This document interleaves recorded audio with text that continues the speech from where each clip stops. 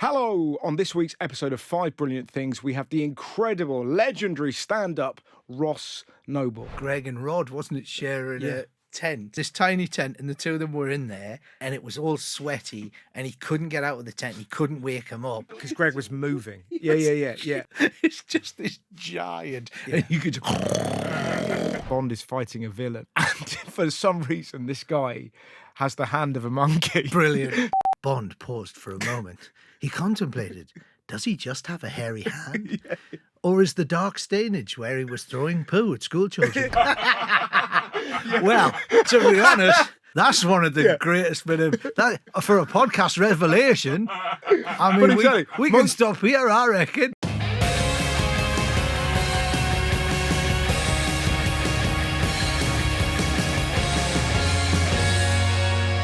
Hello, Ross. Hello. How are you?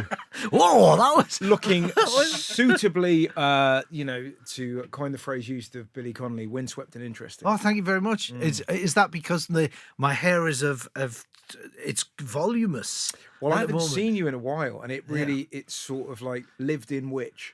Yeah. Do you know what I mean? It's just kind of like a witch that really knows her powers. Very much so, yeah. I cut it short a while ago. I went short, and then I don't know what's happened in the past couple of weeks. It's just gone massive. Yeah, but it's got real kind of like 80s power rock energy. Yeah, I think it works, doesn't it? Absolutely. Because I was looking at it yesterday. I caught myself. Do you ever do that thing of like you catch it's mirrors? Mirrors have no effect, I don't think. I can look in a mirror. It's not. I don't know what it is. I think it's just. But if you catch yourself on a monitor. Yes. Do you know what I mean? Yeah. I know this is very niche. No, I tell you what is if you're in a lift and you have that mirror that has multiple views. Oh, where you can see the back of you. Yeah. And you can see it stretching off into the distance. That really works on me, where I will suddenly become Oedipus, that I am just kind of twisting and seeing because you just... Hang on, do you mean narcissist? Narcissist, yeah. Oedipus is the one that shagged his mum. My mum. Well, to be honest... That's one of the greatest bit of that for a podcast revelation. I mean, we can stop here, I reckon. Most people don't talk in a lift. This guy, the second these doors close, she's there like that. It's like your dad's just going, I'll come with you. The two of us. What floor do you want? Yeah. Well done. I thank God you corrected me. Because imagine if that had just gone on and like, does he? But to be honest, I didn't want to correct you because I just went, I know what you meant, and you know what you meant, yes, and everyone listening knew what you meant, but you just said that thing because you were, But anyway, here's the thing, right? So a thing happened to me talking about inappropriate sexual behaviour in lifts, right? It's happened several times, right? So I did a show last year in London, and I talked about this. This is a true thing that's happened, where, cut long story short, I'm in a lift, I've got my backpack on, I'm late, I run into the lift, I meet my tour manager downstairs in the lift, I run in, I got my backpack on, he's in the lift, the doors are just closed, I just meet, there's him, there's this young couple, right, backpack on, and I lean against the lift, the mirror, and I didn't, because I'm late, and I threw everything into the bag. I had my razor, and I hadn't, electric razor, and I hadn't put it in the container thing, little holder thing, carrier. So it was just loose in my bag, and I leant back, and it turned on in my bag, right? So my bag starts going, it's vibrating, like, So just to amuse myself, right, I turned to the couple that were in the lift, and my tour manager as well, and it was going like that, and I went, bag of dildos, right? Yeah. And it's just a fun thing to say, right? Yes. Anyway, we get out the lift, and then he turns to me and he goes, what'd you say that for? And then I realised that only I could feel the vibrating and the noise of the thing. So as far as they're concerned, right, they're in a lift, and I just looked at them and for no reason went, bag of dildos, right? Yeah. So anyway, told this on stage. And then this morning, right, this very morning, I met a guy who was at the show, and he went, oh my God, he said, I can't stop thinking about the bag of dildos, right? And I was, oh yeah, the thing. So, and he goes, yeah, all the time. He said, and it's a nice compliment. He said, oh yeah, it really made me laugh, that thing. And then so that's in my head. But so I've got a new tour manager, right? And well, because of that, yeah, as it 100%. I'll behave how I want in a lift. Because the last one got sick of filling my bag for me. It's like, and so we were. This is so yeah. So anyway, so I meet the new tour manager, and we're having a meeting, and we're going through the hotel, right? Or the list of hotels, and the hotel where this happened in. So we're going through, and she goes, oh, and I booked you into this one again. And without thinking, because the promoter's there who would see me do, and so without thinking, I went, oh, bag of dildos. Twice it's happened now. Wow. Literally twice. Yeah. And it's one of those things where, yeah, so every time now when I get in a lift, I think of the initial bag of dildos story, which, look, to be honest with you, got big laughs on stage, I don't care. But then that secondary thing of going, oh, then I had to explain that story and then back reference it. And now you've embarrassed yourself in a lift. Yes, exactly. So what I'm saying is, don't think you're alone. The point of what I'm saying is, don't think you're alone in having an inappropriate lift situation. Exactly. What a phenomenally Ross Noble-esque start to hello. Oh yeah.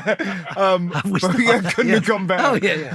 Like, how are you? Anyways. But the most important question is, how's your mum? Mum, she only stays in bungalows.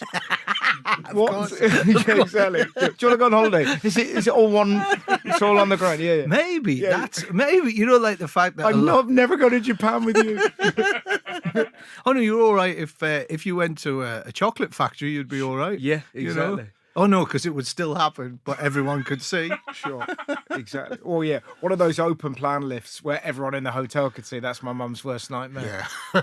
Although there is one in there's a hotel in Brisbane, Australia, and it's this massive, like you're talking 20 floors, and it's a glass lift, and it goes really fast. And I very much enjoy. I very much enjoy when I'm meeting people in the foyer. I very much enjoy putting my bare ass on the glass. Yes, as it hurt, because it's one of those things where I sat there and then it woof and it comes down like that. Yeah. And the last time we were there, the people that we were with, literally, he turned round to his wife and just went, he'll be coming down the lift and his arse will be pressed against the glass. Oh, really? Sure enough, woof like that. All impact was gone. But, what is your first brilliant thing?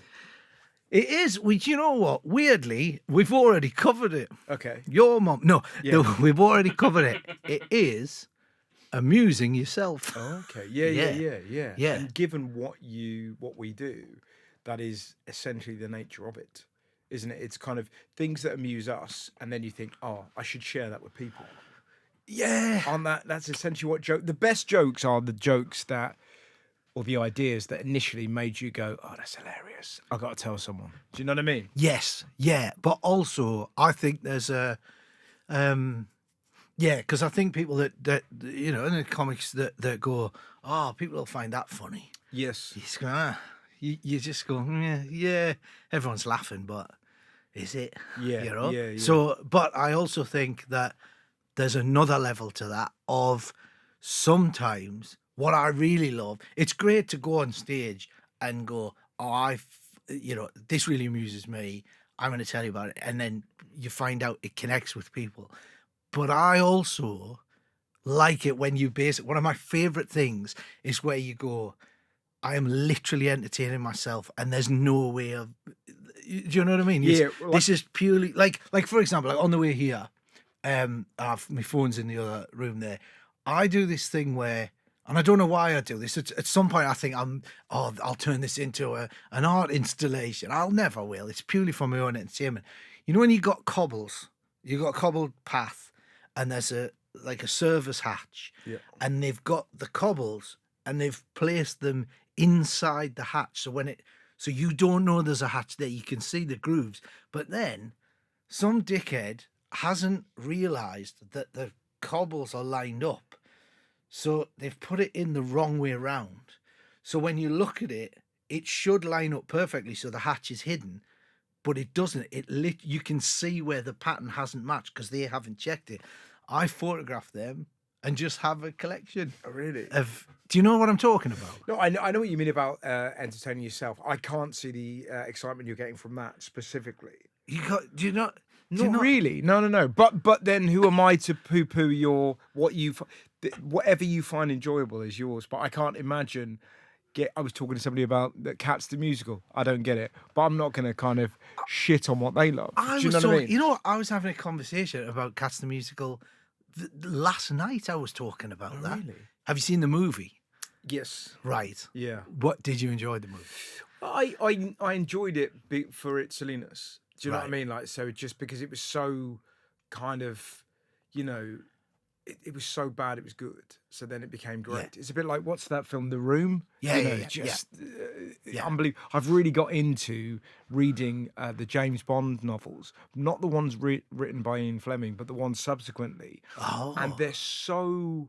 It reminds me of Garth Marenghi. Oh, okay. And it's so silly. Yeah. And you would love them because it's so like Bond is... I was reading this one the other day, and Bond is fighting a villain. And for some reason, this guy has the hand of a monkey. Brilliant. So exactly. Yeah. So straight away, yeah. Do you know what I mean? Bond's like trying to figure out this mastermind, and he has to wear a glove because he's got a fucking ape's hand. But again, it makes me laugh so much because it's so preposterous. But the great thing about that is the thing about monkeys is they have very human-like hands. Yeah. So at some point, wouldn't it be great? Because it's a novel. Wouldn't it be great if it just said something like, Bond paused for a moment. He contemplated, does he just have a hairy hand? Yeah. Or is the dark stainage where he was throwing poo at school children? And it's like, think of like... But it is written like that. It would be... brilliant. Yeah, and then he notices a waitress and she gives him the eye. And then, anyway, back to this simian hand thought Bond. It's all that. He's like this... it's so arrogant and yet detached but it's utterly absurd, and yet I devour it. But is the hand I'm going to put this on the list later. Yeah. People with monkey hands. Is the hand like has he lost his hand and the monkey hand it's an actual monkey's hand that has been transplanted on? No. When people get a pig heart, he has some kind of some sort of weird genetic mutation took place where he has a large simian monkey hand and he kind of carries it around with him and it's in a glove, and Bond is having this kind of moment with him and he's losing a fight, and the only way that Bond gets the upper hand is by ripping the leather glove off the villain's hand and exposing his sort of great big monkey hand, and then he suddenly goes, yeah, and has to kind of cover it. But so my wife is like next to me in bed, and I'm kind of like, it's like 11 at night, and I'm giggling, and she's like, what is it? And I just can't turn to her and go, Bond's fighting a monkey-handed villain. But the point, it's exactly as you're describing. It's so silly, and yet so intoxicating to be in it.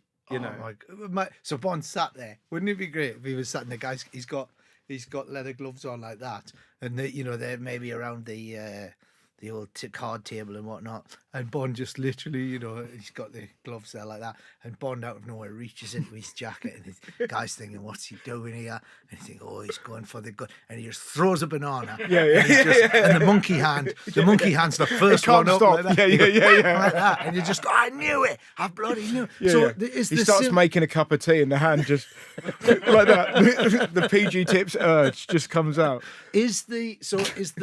Sorry, I can't. Of course not. This is the naivety of me to sling this in. Oh my God! So that's what I'm obsessed with.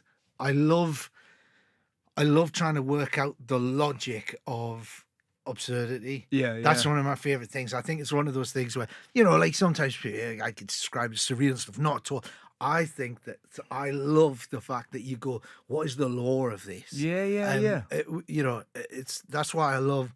It's so interesting hearing you say that. Did you become conscious of that, or did you like to get intellectual about your sort of comedic style, or did you notice that you were noticing that? I noticed when you would get people taking the piss, going, oh, it's all, like Noel Fielding and I used to get, oh, it's all, zebras and whatever, Yeah. and you'd sort of go, well, it is, but it's actually like surrealism. The difference between like surrealism would be, which is brilliant, whereas things have, look, I don't claim to be a Brian Sewell here. I'm no art, expert, but to me, surrealism would be something that is beautiful because it defies logic. You look at it and you just go, well, that's something that it has no connection to anything else. And that's that's what makes it surreal. Whereas something that is kind of like almost like magical realism, where you go, yeah, this guy's a baddie. Oh, by the way, he's got a monkey hand. You know what I mean? And that's so that. But yeah, I think I've never done. But yeah, I instantly I can imagine. I know it's so like as soon as you start like picking it apart in a sort of a Noble-esque fashion. So my brain is now instantly imagining you as Bond, thinking, does he wipe his ass with it? Or but do you know what I mean? But it's a gag within. Yeah, but again, the silliness. If you, as a comic, if you come on stage, and some people, I love people that are just sort of completely devoid of that. But if you walk on stage and imagine somebody with a monkey hand and they have fight and then and people will sit there and kind of go, you're not bringing people with you. But what you did there, where you said, there's this book where this happens, and people go, okay, we get this. And now, and then you go on the journey. So it's not just, whereas I think sometimes, and it's quite funny seeing people that, they're trying on styles or whatever. And then they just go, oh, people that have decided I'll be an oddball. And they come on stage and they go, hey, ooh, there's a monkey hand. And you just go, that's not how we do it. You know what I mean? Of course. But, so going back to amusing yourself. Sorry, just one last thing. One last. I just need to know the mutation. Is he mutated? Like is he like? No, he's completely human. He just has this one great big. And do you know the other interesting thing? He likes playing tennis. Brilliant. Of course he does. But he cheats and Bond notices this because the net is always incredibly taut and the net seems to change. So if the ball it looks like it's just about to go above the net, it will just slightly raise, and Bond figures out that somebody has a piece of string connected to this tennis net, and they're underground in a hotel, and they're kind of looking up and they're just pulling it or winching it down so that the monkey-handed villain always wins the game because he puts large bets on these tennis matches. If I find out this is a lie, if I go now, if I walk into Waterston's and go, have you got that monkey Bond book? And like, find out, and I'm coining it in. That'd be so funny. And I literally walk in and they go that, and then I do the research and I contact the Fleming estate. No, it's not the Fleming estate. So what happened is a load of sort of novelists took over the Bond sort of books, and they were given like I think Anthony Horowitz. Horowitz. But I'm still confused. He's got the monkey hand, but right. If I was trying to explain that, if I was like you're trying to find the logic of it, was there like a lab experiment where a child was no, not even that. It's kind of not even. Well, it's just a hairy hand, then, isn't it? It's big, but it's bigger than a human hand. He's just got a big hairy hand. You can't. Just because someone's got a big hairy hand, you can't just, it's a monkey hand. Well, that's how Bond describes it. Yeah, but he's a misogynist? Right? Let's look at the problems with Bond, right? Oh, sure, You know what I mean? Sure, Bond's not without his issues. He's repressed. He's just coming to it. He's an alcoholic. He's a womanizer. Yeah. And now he's a body shamer. Yeah. Just because some poor bloke who wants to destroy the world with a nuclear bomb. Well, of course he does if he's getting bullied like that. Yeah, he's just got a big hairy hand. But that's the backstory, because he was bullied so badly at university because of his great big monkey hand. He turned. Stop calling it a monkey hand. No, it's a big hairy hand. His big hairy hand. He's got a big hairy hand, right? And he's bullied. Yeah. And now he wants to kill everybody in England because he was bullied at a boarding school. Well, I'm guessing Bond went to Eton, didn't he? So if you I think what we've learned is if you see somebody who's got a big hairy hand, don't just assume that there's a monkey element to it. Well, maybe what we'll do in this will be a different episode of the podcast. At the end of every brilliant thing, we'll figure out the moral. So the moral of the intro: don't try and fuck your mum in a lift. Yes. And number 2, don't judge big hairy hands. Don't judge big hairy hands. Lovely. What is your next brilliant thing / moral story? Sorry, can I just? Of course you can. The main thing, the main thing that I do to amuse myself of late, and I think you might. I don't know if most people would find this funny. I think you might find this works. And again, this is a joke that I do for myself. Now I can tell you, hopefully you laugh, and this disproves my theory of amusing myself, because this might amuse you. Mm-hmm. I do this thing, and I heartily recommend you do it yourself, is, you know, when you get your mobile phone and it's got the face recognition. Yes. And you press it, and when it doesn't work, it flashes up and it says, face not recognized. And I always go, that's showbiz. Yeah, nice. It's just now I do that every time it does it. Yes. There's no one else around. Doesn't matter, exactly. Nobody hears it. There's no context, because it's just, but every time it happens, face not recognized, that's showbiz. Exactly. In many ways, it's kind of acceptable, self-pleasing Tourette's.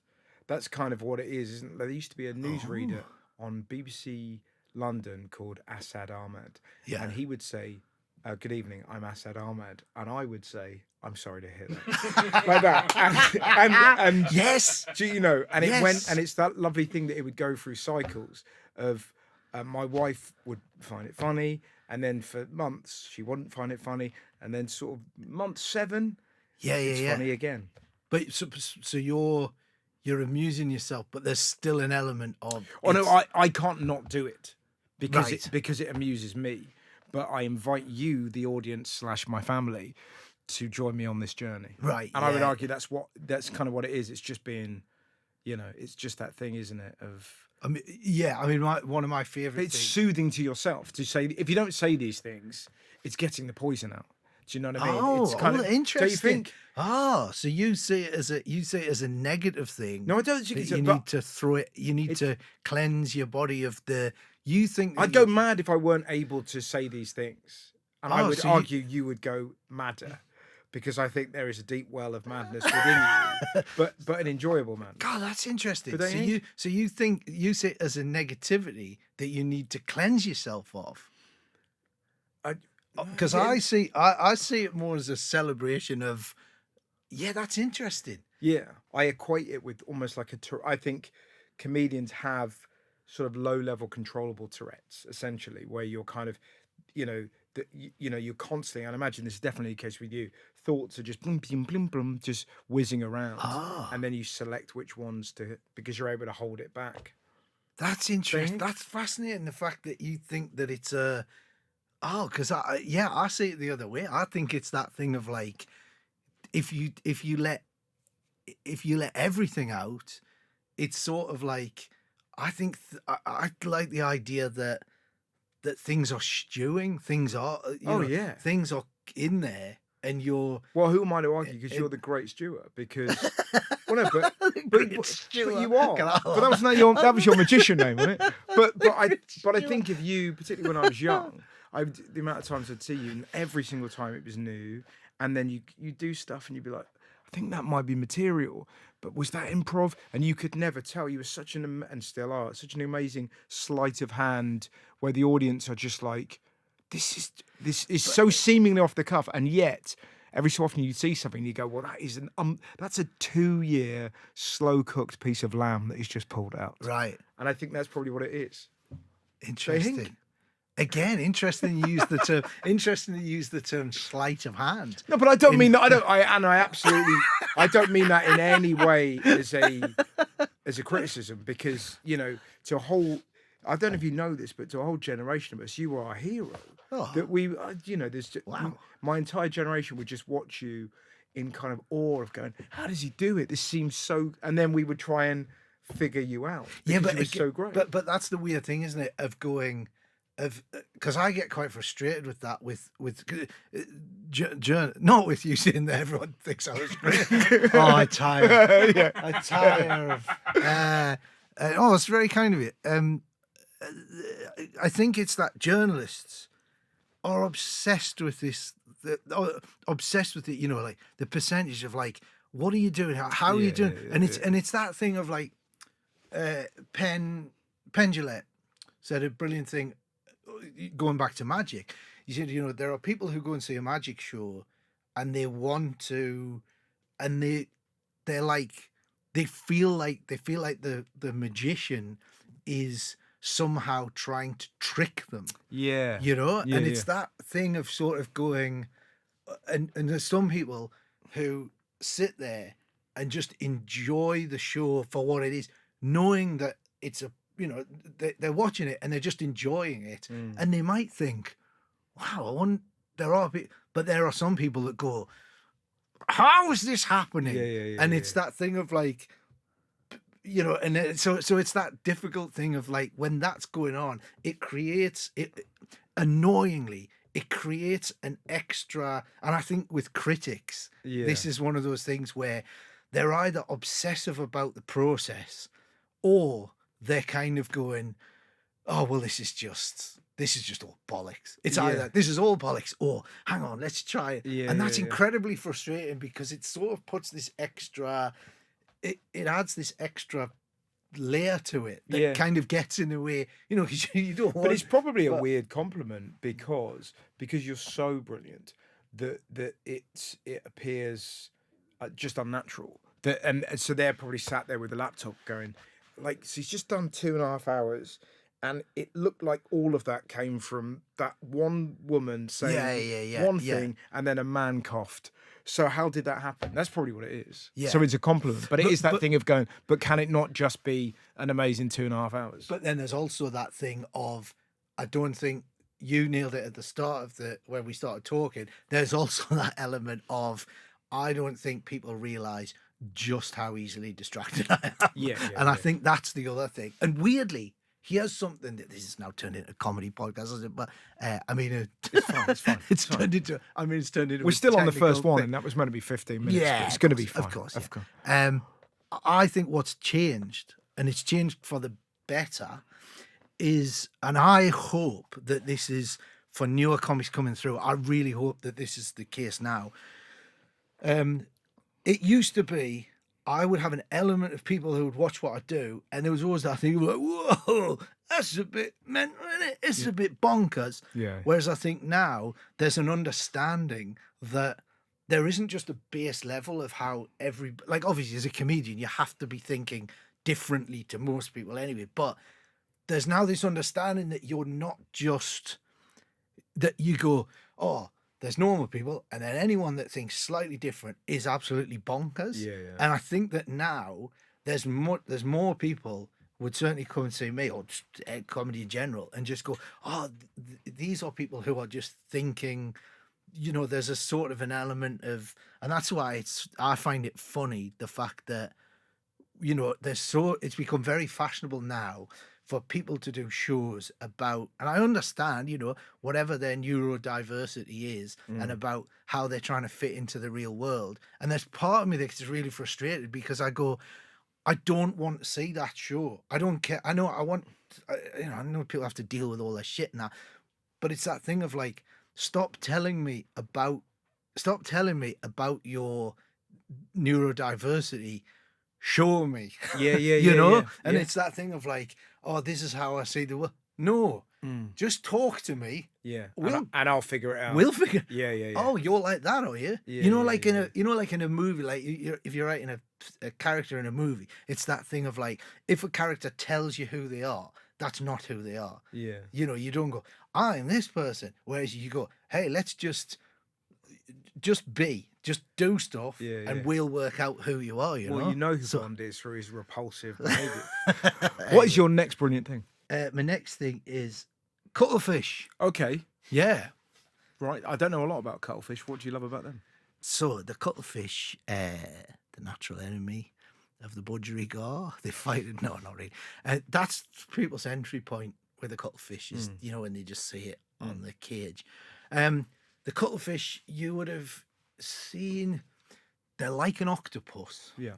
But they've got, they've got like the sort of tentacly bits at the front there, and then they've got like a long body, so they're like an octopus, but they've got like a sort of a fin thing that goes around the outside. They're the closest thing to an alien that we've got on Earth, and they do this thing where they can change shape, they can change colour and texture. So they're swimming around in the water, and when they're mating, and it's mad to look at, half their body, it's like somebody's drawn a line down their body. Half their body is colourful and inviting to the mate. And then on the other side, where all the other male cuttlefish are trying to get to the female, their body goes spiky and angry, and they're doing this over here, and they're doing that over there. And but literally like somebody's painted them, and Wow. and there's you got small cuttlefish, and then there's these giant cuttlefish, and so basically next year, so they're like sort of part Hulk Hogan, part Don Juan. 100%. Isn't that extraordinary? Yeah. So they're fighting as well as So mid fight. Like sort of, they're like, it would be like, I suppose, it would be like somebody, like Paddy the Baddy with tits. Yeah, basically, yeah. They'd be What, just to keep them at bay? To keep them at bay. Wow. Like a sort of, if you took an octopus and you took a chameleon and then you added, say, but then there's the texture and the shape as well. And my plan is I'm gonna go and free dive with cuttlefish. There's a place where they come in to mate, and these giant cuttlefish, and then so like next year I was gonna do it this year, but I couldn't, and and you free dive down, or you can scuba, and then there's hundreds of these aliens are all just swimming around each other, and they're all mating, and they're all changing colour, and they're changing shape, and they're just this. Where is that? There's a place called Whyalla, which is in Australia, South Australia. Yeah. And and I think it's one of those things where I just I'd heard of them, I knew about them, but then how did you find that out? Well, I've learned how to dive, so I've become sort of become a bit obsessive about it, and then and I was looking at all the different creatures I could have a look at, and the cuttlefish they're like nothing you've ever seen. They're just these mad aliens. They're literally aliens that exist on Earth, and they're just there. So it's fun because that's what I find fascinating about you, because you are you're sort of known for this wild imagination, and yet I also know you as like a fucking motorbike loon, and now you're kind of into like scuba diving. Yeah. But I remember when we went around your ranch and you were showing us all your kind of motorbikes and that dune buggy that you had. Oh yeah, do you remember that? that? Jesus, yeah. It was incredible. Ross used to have this amazing place. Where was that? Was it outside? It was outside Melbourne. Yeah, it was up in the hills. Yeah. And you kind of took us out on this kind of drive in this pickup truck, and there were like kangaroos bouncing along. It was just the most, and everyone slept outside except for me and Marek Larwood, because we were terrified. Do you remember that? Oh yeah, that's right. And you were like, "Why aren't you staying outside?" And I was like, "Because we're in Australia." Oh yeah, because wasn't that where? I always remember with that way, because I bought all tents, didn't I? Yeah. Bought tents for everyone and set it up like a festival. And that was the one where it was Greg and Rod, wasn't it, sharing a tent? Yeah. And it was just, I mean, the fact that there's two men that just the fact that, do you remember this where was it Rod couldn't get out of the tent?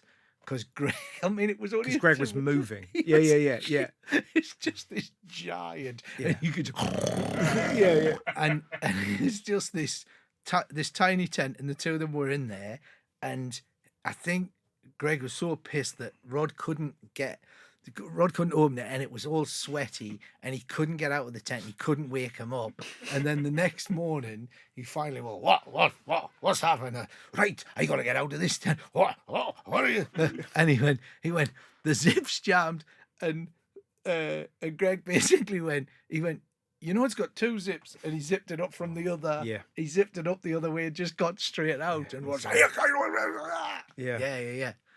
No, I do. Yeah, I sort of. But that's what I mean to go back to. So you've now added diving to this. Yeah. So are you kind of like that? You think, right, I'm just going to try something completely new.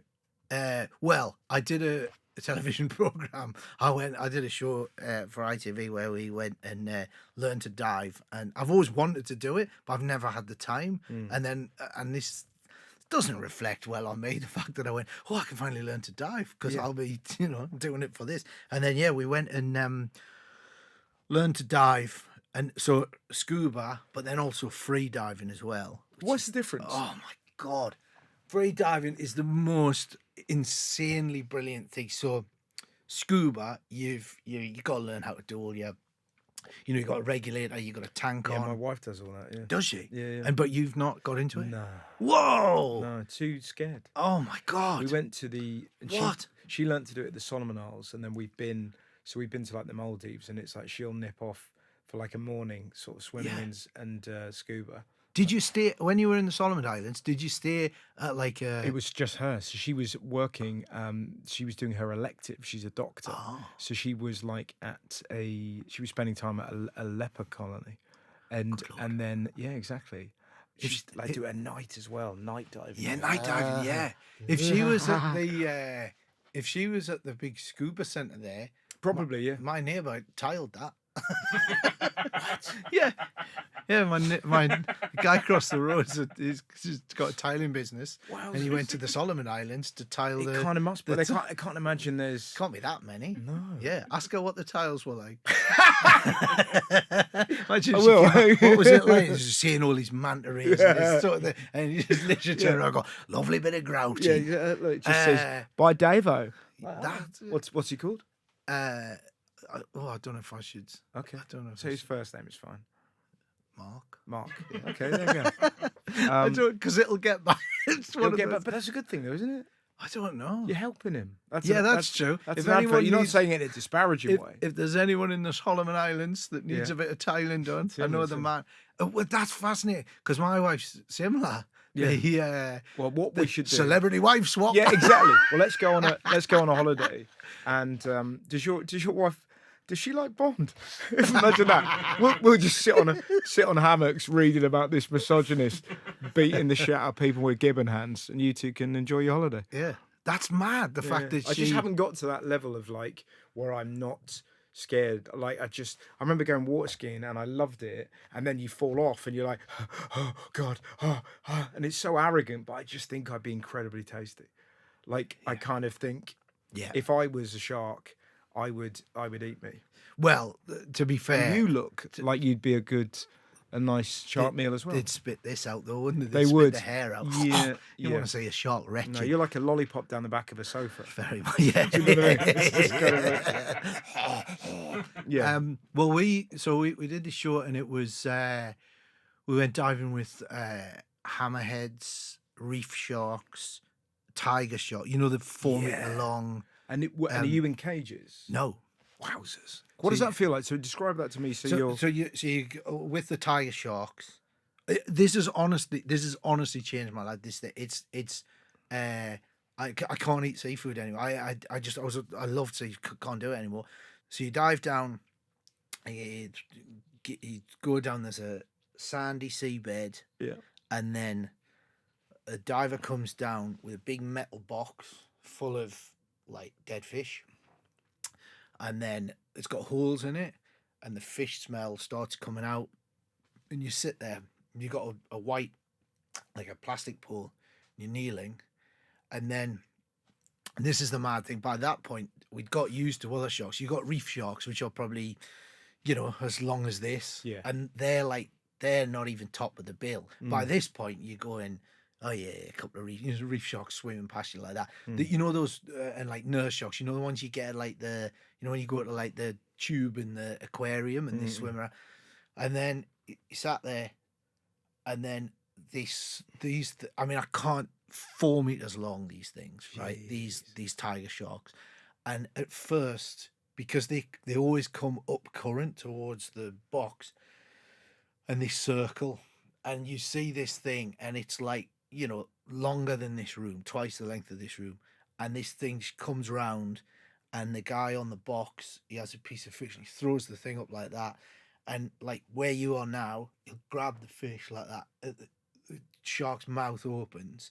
and you can see down its throat, and it swims towards you, and if it gets too close, you've got this plastic piece of pipe, and you can push it like that, and you can push it away from, so it comes like this, and you just like a sort of like matador. Yeah, exactly. And you just give it a push, and this huge great thing. It's like at the start of Star Wars where the ship comes over the top, and you just push this thing away, and it just moves away, and then it does another big, and then you'll have like maybe a hammerhead or whatever. And these things are they're massive, and they come around. And what I found was that you're holding the pipe, and as it swims towards you, they're so hypnotic that you don't want to put the pipe up. If anything, it's really hard not to try and touch them, Really? And you just sat there like that, and you would think that they were, because they got massive teeth on them, and you would think that you would be under the water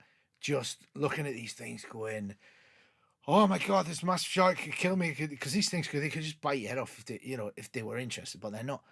But it's one of those things where, because you're in the water and you're floating and the water's moving, and these things are so beautiful and so graceful that you're basically like, when you dive, it's kind of like you're flying, and then these things, and so the tiger sharks coming over the top, and then there's like the smaller reef, so you're looking towards the tiger shark, and then the reef sharks are just sort of swimming around you like that. And it's sort of, they're 400 million years old, sharks, right? So sharks have been around longer than trees. And it's one of those things where this thing is and they've, like tiger sharks and great whites, never been able to keep them in captivity. They just die instantly because they've got to keep moving over great. So you're seeing a thing that you can only see it if you dived it. You can look above or whatever, and you're just there and you're floating, and this insane thing is just floating past you. So rather than feeling fear, there was almost like religious, sort of like a euphoria of just being like, sort of humbled in this, as these sharks are just like, they're like flying around you as you're just floating. It's interesting. So we sort of live in a world where everyone is trying to be present. Yeah. I would argue, is there I guarantee there was no way in that moment that you were thinking about anything other than shark. Yeah. Like, do you know what I mean? That must be the most present you can get, particularly if it has the word tiger in front of it. Like, do you know what I mean? There's a real combo there. But you know what? But do you know what I mean? It's not like you'd be going, oh, I've got that gig next Thursday, Southend Palace, that'll be fun. Yeah. Like, do you know what I mean? You're like, but that must be wild to be so in the zone. But I think you've hit the nail on the head there. It took me ages to realise it. It wasn't until I heard other people talking about this idea of being present that I realised that, like you see, I do these daft things or whatever, but I realised that the things that I really love doing are the things because I think the mistake people make is they sort of like trying to force themselves to be present. And if you're forcing it, it's not, you just have, I know it's all a bit Buddhist, but you just have to be. Yeah. You can't think about the future. You can't think about the past. You just have to enjoy that moment. And weirdly, racing motorbikes is exactly the same. Yeah. Even just riding a motorbike, because like you say, you're going, oh, I wouldn't want to do it because I'm scared. To go back to your question, freediving, the difference. And this is another thing. This is just like become like it's just, so what freediving is and I've only done this a little bit of this, and I really want to explore it more. You hold your breath and you dive down, so you don't have any scuba gear or anything. So you basically you take a breath in and you get completely relaxed, and then you dive down, and you'll like what we did, like a rope. So you have a rope with a weight on the end, and you turn yourself upside down and you pull yourself down to the bottom of the ocean. So you'll go, 5, 6, 7, 8 meters. You keep going down like that. And then when you get to the bottom, there's a point where you hold your breath, and there's a point where you have this mammalian reflex thing where you go, and your body just goes, you hold your breath and you go, I have to breathe out now. But because you're underwater, it's that thing of, you can train your body to the point where you think you're going to die, where you literally go, and instead of going, and if you relax enough and you keep holding your breath, it turns out your brain is saying, you have to breathe now, you're going to die, you have to breathe. And if you can shut that off and you can keep relaxed, there's a point where you go, you've got another 30 seconds before you need to breathe. And then you hit that 30 seconds, and there's like you'll be on the bottom of the ocean, and the actual surface of the water is meters away, and you've got no breath left, and you're at the bottom. And if you panic and go like that, you panic and you use up everything that you've got left. So there's this thing where you just get completely relaxed, and you just surrender to the fact that you've got no air and you can't get any air, and the air's up the top there, and you just go like that, and then your brain is going, you're going to drown, but you push past that point and you go, still not dead, still not dead, and then you just let your body go, and you literally just like you ascend, and there's the light, and it's this sort of like almost sort of religious thing where you got this sort of, you just like like the rapture, you just go up to the surface, and then you get to the top, and then you take your breath in and you go, all right, and now we're back. But it's this thing of like, it's as close, it's basically getting to the point where as close to where you think you're going to drown, and then relaxing to the point where you pass through it and you go, oh no, I wasn't at the limit. And then what's your next brilliant well thing? That's kind of leads us on perfect kind of leads us on is obsession. Okay. Yes, I see that. Yeah. You see I where see this your is going? obsession. Yeah. Well, I remember. I don't know if you remember this, but this probably in 2001, maybe 2002, possibly. Right. But bumping into you in Edinburgh, and I think I'd done an open spot with you, or I'd supported you or something, and you were like, "Oh, I'm just going to go and buy a pig. Do you want to come along? I'm looking for a porcelain pig." And to 2002, that would have been 22-year-old me. I was like, yes, of course. We'd gigged together in New Zealand. That was it. Right. So, and then you were, it turns out, in the middle of the Edinburgh Festival, going to try and buy yourself a porcelain pig. But hang on, but we didn't meet in New Zealand though, did we? We met at Bristol. We met in Bristol at the comedy at the comedy Flyer. Yeah. Yes, that's right. But were you on? I wasn't on, but I came to see. But we met there. We must have done another gig in Bristol. Was that? No, I used to kind of. So whenever you were in Bristol, I would come to watch you in Bristol. Yeah, but we met after the show. Yeah, because I was doing kind of gigs around. Yeah. So I would be able to kind of get into the green room because I kind of wanted to meet you. But it's so creepy. But describing the ways I would try and. No, but it's not creepy at all. If you're into a thing, then that's But I remember seeing you in Edinburgh, confident enough that I could say, "Hey Ross, how you doing?" Yeah. And you were like, "I'm good. Do you want to come and buy a pig with me?" So we went off to get a porcelain pig. It wasn't like we were just like hanging out for a walk. You were like, "Oh, come along with me. I'm going to get a pig if you want." And I was like, "Well, yeah, of course. This sounds fun."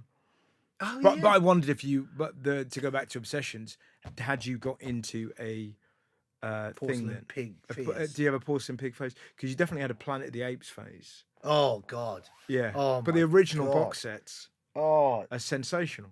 so I went through a phase of where I became so obsessed with the TV series. I didn't even know there was a TV Yeah, series. yeah. Okay, Burke and Verden were the characters. That there's a great episode where they escape from the apes. They build their own hang glider and fly off.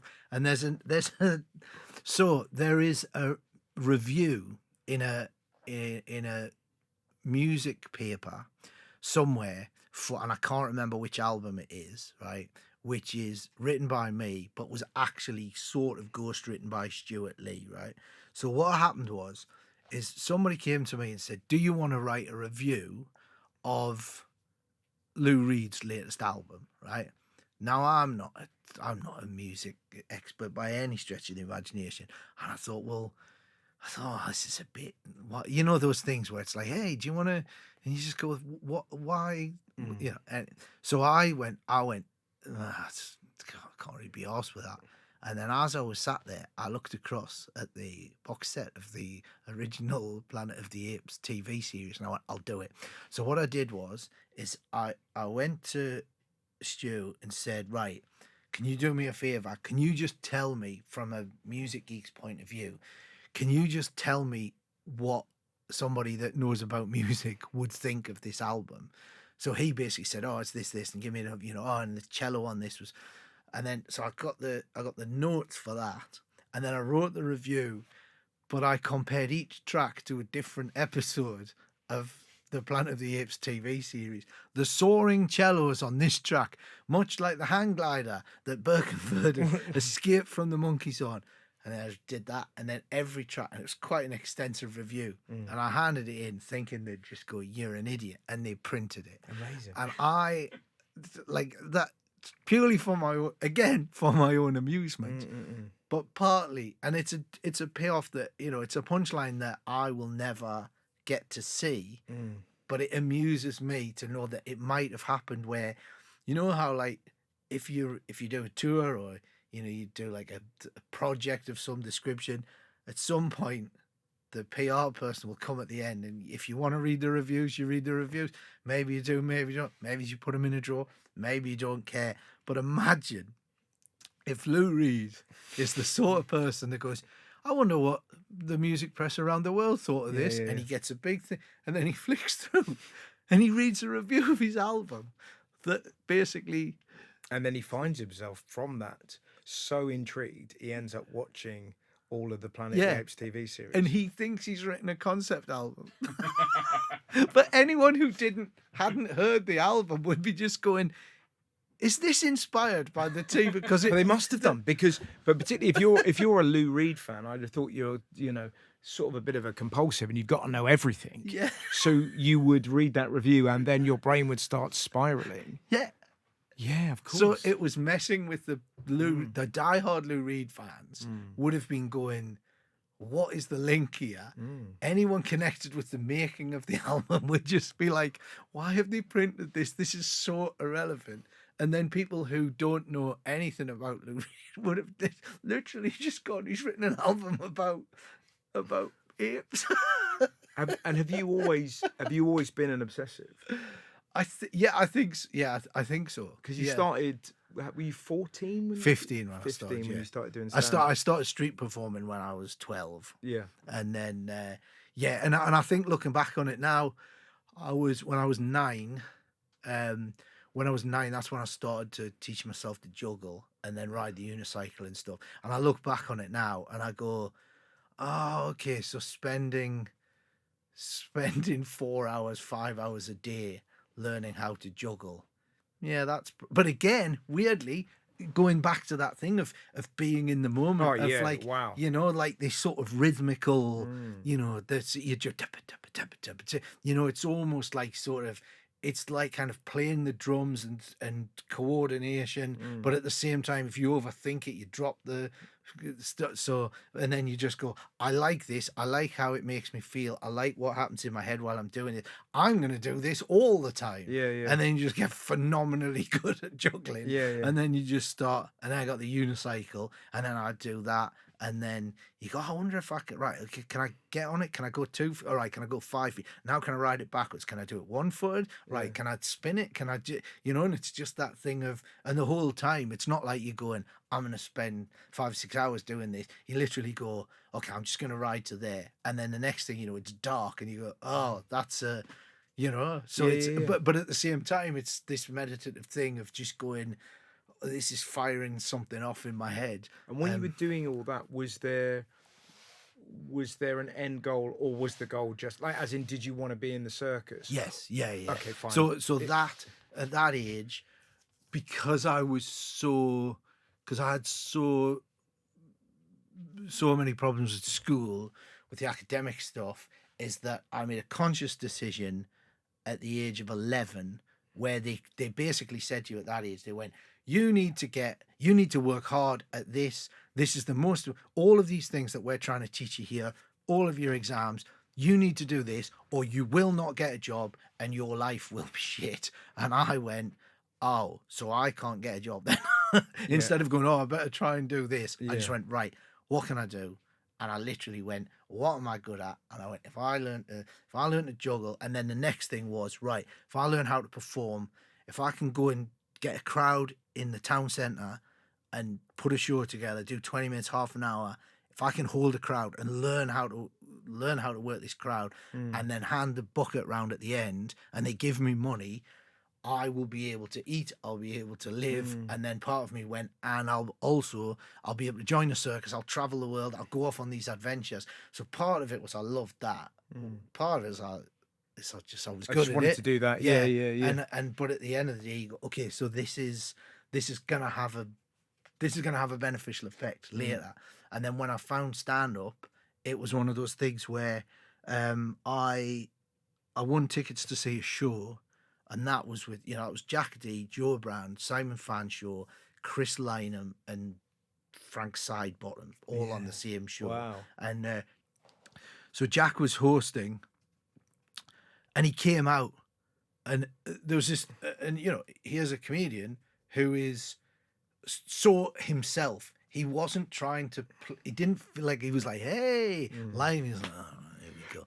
And he was so, and I saw that, and I just went, oh, that's what I should be doing that. I want to be part of that thing. Yes. And then it was like and I'd always been obsessed with comedy anyway, but it wasn't until I saw that a switch just went, and I went, oh, actually, I don't mind doing this circusy stuff. But it was just that thing of like, and I think that what I loved about the stand-up was the fact that it was just it's never ending. It's not that thing of you can get good at it, but to get really good at it, you've just got to, and then again the same sort of thing. It's is it better when you think about it? It's that Jedi thing, it's going back to the free diving and all that sort of stuff. It's that thing of like, is it better where you go, do I think about this? Do I think about it? Do I analyze it? Do I go down that route? Or do I just drop the visor? Do I just feel it? Do I just see, do I intellectualize? Well, you could genuinely lay a claim that no other performer has been in what they call flow state more than you, like in terms of that sort of, use the force, Ross, of just kind of, it was so sort of inspiring as sort of like a young open spot, seeing this kind of guy who's probably only a couple of years older than me, like 5 years older, just being this, everyone else had an amazing 20 minutes, and then this guy comes on and he's making it up, and he's so in the room and he's so funny. Did you because it was only really you and Phil Kay, and then latterly Kitson, that were able to do that? Was that did you always do that, or were you kind of? I presume you went through a phase when you were doing material. Well, and then you, or did you just always have that? What I went through a phase of. I always describe it as I was basically a shit Steve Martin. That's what I was. Right. Yeah. So wow. So you were doing all the circus stuff. Yeah. Right. So this is there was a hilarious thing. Dave Johns tells his story where because Dave Johns saw all of my early gigs, right, and he said that he said there was a load of like new acts, and they were going. They were saying to Dave, they were just going, "What was Ross like when he started?" And Dave did this thing where he said, he says, what he used to do, he used to sit in the dressing room, and he used to write words on a piece of paper, and he would lay them out in front of him like that, and then he would go into a trance-like state. Have you heard this? No. He'd go into a trance-like state, and then he would just move all the words around, and then he'd put them in a line like that, and then he'd go back into his trance-like state, and they're all gone. Really? Yeah. Like, and then, like, he would open his eyes, and he'd go on and juggle. Yeah. And that sort of, and no, I used to have a box. I used to have a box of props, and it was so the box of props, and it was full of things like they weren't. One of me, like me, sort of me best joke was probably I had a copy of the Highway Code, and in it said it had and it's still the same.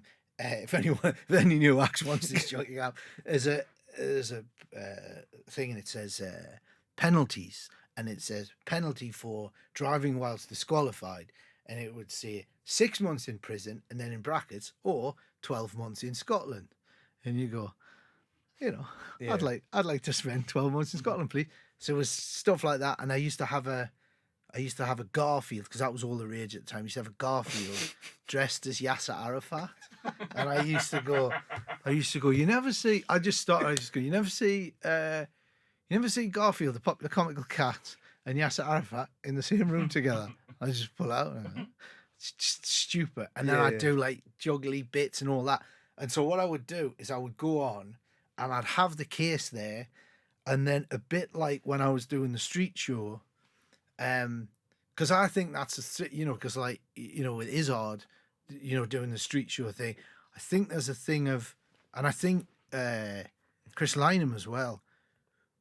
So I'd have this case, and then I would go on there, and I would just see what would happen, and then I'd think, I've got that thing, and I'd do and I'd do this, and I'd pull something out of the case.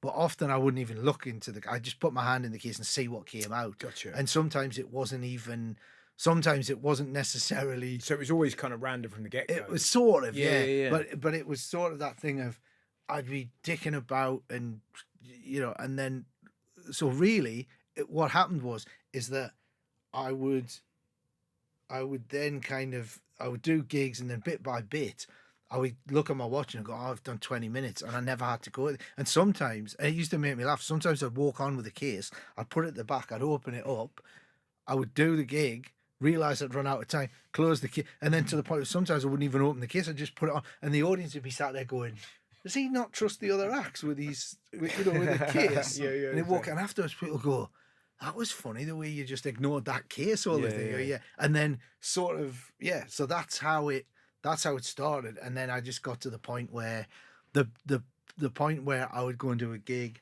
and I just wouldn't bother with a case. Yeah. So because we've run out of time, what is your final thing? Let's just have your final brilliant thing. There's 2 left on the We've actually only done 3. Okay, well, what's the? It's extraordinary. What's the other 2? Just do. Let's play lip service to them. What are the final two things? Yeah. The joy of not being able to keep time. Oh, I love it. Yes. No. My final 2 things are space. Yep. But not space as in the big space. It's just having space. There be, not being constricted, just, and all the myriad possibilities. And then the final That would have been a good one to do next. Could have been quite broad. Yeah, very nice. And then my other one is park run. Oh, wow. Not parkour. Don't get confused. Which is the thing every Saturday. Saturday. They do them on a Sunday as well. I think that's junior park run for the kiddies. Is that right? Yeah. Okay. No wonder I've been winning. That makes total sense. Actually, come to think of it, because my brother-in-law does them.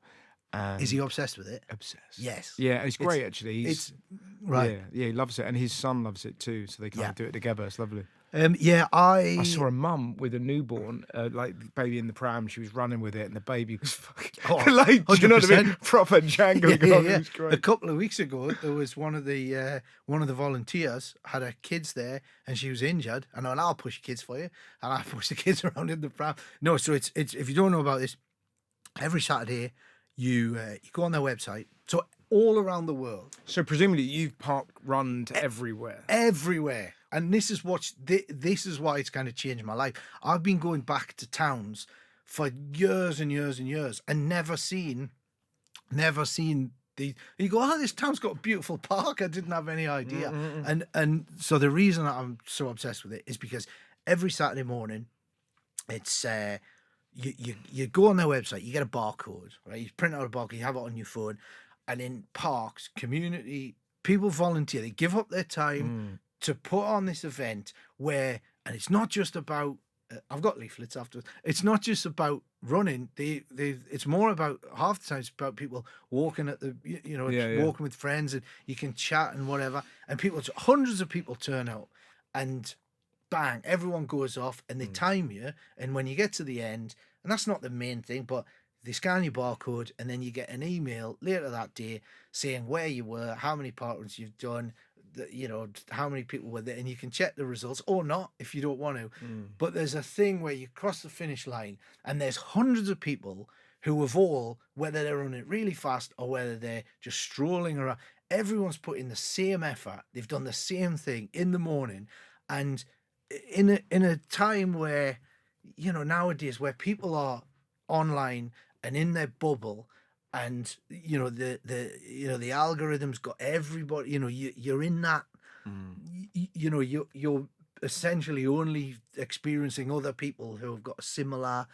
Apart from the fact that you're all doing a 5K thing, it's just this beautiful coming together and the run director stands up at the start, kind of like a vicar, and then you do this thing, and you meet people from all different walks of life, and it's just this beautiful, joyous thing, and cross the finish line, and to have a park full of people who are all feeling the high of having just done a bit of a walk or a run or anything. And they're very easy to join. Like, in case there's anyone, I mean, that was a mighty soliloquy about the joy. There must be people. There must be a website. We'll link to it in the show notes. We will do that. But the thing about it as well is that anybody that thinks, oh, I'd like to, you don't have to run. You can just walk. Even if you just want to turn up and follow. There's one guy that at my local park run he comes and he does the car park.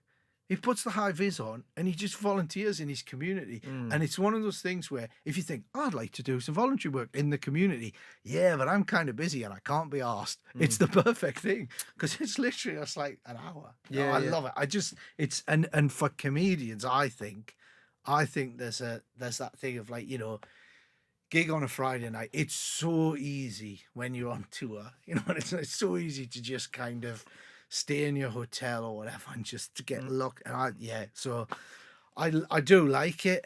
It's very good. Wonderful, it's almost like it's become an obsession. Yeah. Well, there you go. Yeah. Ladies and gentlemen, the wonderful Ross Noble. Thanks for having me.